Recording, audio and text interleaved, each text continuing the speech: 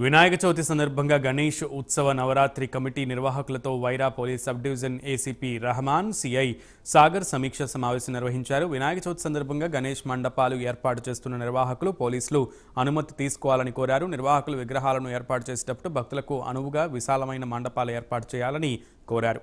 మండపాలకు విద్యుత్ అలంకరణ చేసేటప్పుడు భక్తులకు ఇబ్బందులకు గురి కాకుండా చూడాలని అన్నారు. ఈ గ్రామాల్లో ఈ గణేష్ ఈ నవరాత్రులు మనందరం సంతోషంగా పీస్ఫుల్గా లాస్ట్ ఇయర్ కూడా మీ అందరి సహకారంతో పీస్ఫుల్గా ఎటువంటి ఇన్సిడెంట్ కాకుండా చేసుకోవడం జరిగింది. దాదాపు 99% మనం అన్ని గ్రామాల్లో పాత ప్లేస్లలోనే ఏర్పాటు చేయడం జరిగింది. ఇంకా కొత్తగా ఎవరైనా ఆర్గనైజ్ కానీ కమిటీస్ కానీ ఏర్పడితే కొత్త ప్రదేశంలో పెట్టడం అవసరం ఉంటుంది.